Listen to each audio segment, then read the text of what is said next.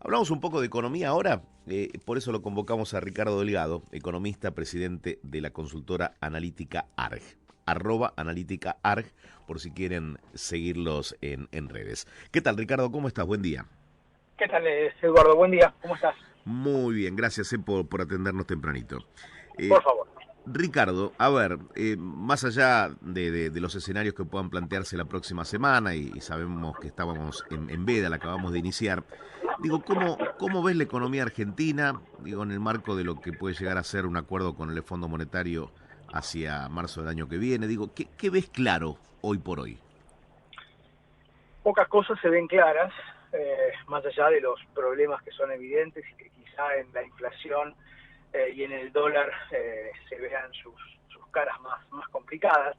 Se ve poco claro el rumbo que va a elegir el gobierno a partir del día lunes próximo, aunque también es muy evidente que hay que empezar a dar vuelta esta historia de un mediocre, una mediocre gestión económica en términos de resultados al menos, porque faltan 2 años más de gestión y darle gobernabilidad a esta economía se va a volver cada día más difícil en tanto y en cuanto no se tomen en serio algunos de estos problemas que comentábamos antes. Entonces me parece que el gran desafío que enfrenta el gobierno es plantear una hoja de ruta.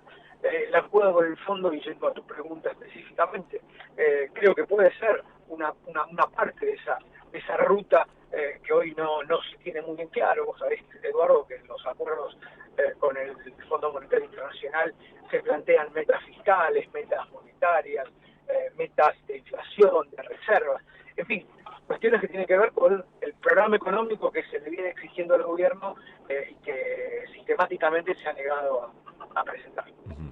Se dice que el dólar es un precio más de la economía, ¿no? No sé si así sucede en todo el mundo o Argentina puede llegar a tomarse como una excepción, porque el dólar parece que tracciona absolutamente todo, ¿no? O moviliza el valor de todos los productos.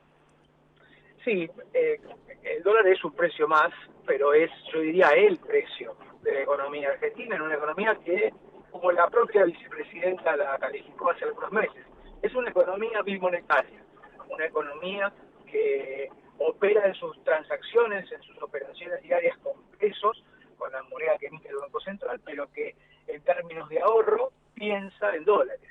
Una economía en donde no solamente las personas, sino también las empresas operan con márgenes de ganancia en dólares, y eso también complica mucho el manejo económico. Pero bueno, es parte de la restricción, parte de las décadas y décadas de malos manejos y de castigar al peso con inflación, obviamente a nuestra moneda con la inflación, y en consecuencia me parece que hay que entender digamos, el dólar forma parte de las decisiones cotidianas de todos los argentinos, de los que consumimos y también de los que producen e invierten en Argentina. Digo, quizás la historia o el pasado o la experiencia cuando éramos chicos de nuestros padres y cuando éramos un poquito más grandes por nuestra propia vida, bueno, te iba llevando cada momento de la Argentina a tener que refugiarte en el dólar. Digo, simplemente para no perder, no era para ganar, ni mucho menos.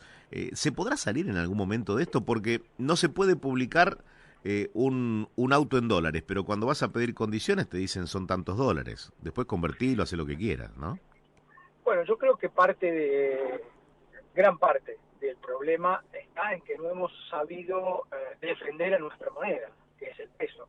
No hemos sabido, y esto no es responsabilidad solamente de este gobierno, aunque obviamente hay que pedirle las soluciones al gobierno de turno, Ujú. pero digamos, claramente, por lo menos en los últimos 10 años, la Argentina ha castigado de manera sistemática al peso, y esto de alguna manera hace que nos refugiemos en el dólar como justamente reserva de valor de nuestros ahorros, de nuestros modestos o no recursos excedentes.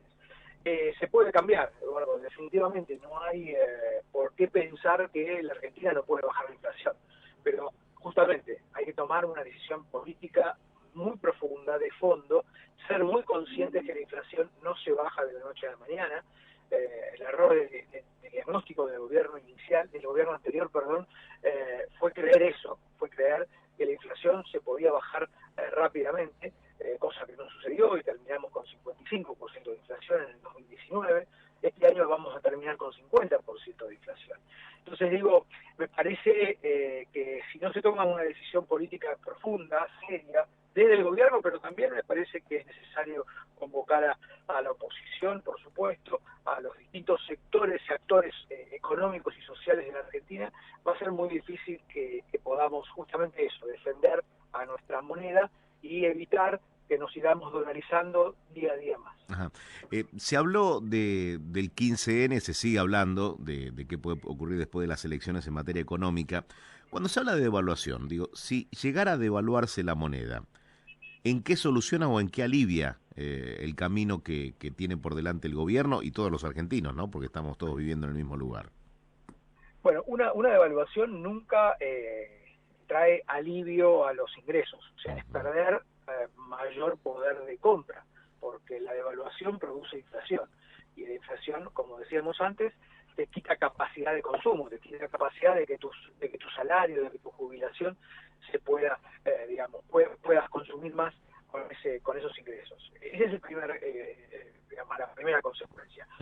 Claramente con el fondo, una de las recomendaciones que seguramente el fondo le está haciendo al equipo económico, que es una devaluación.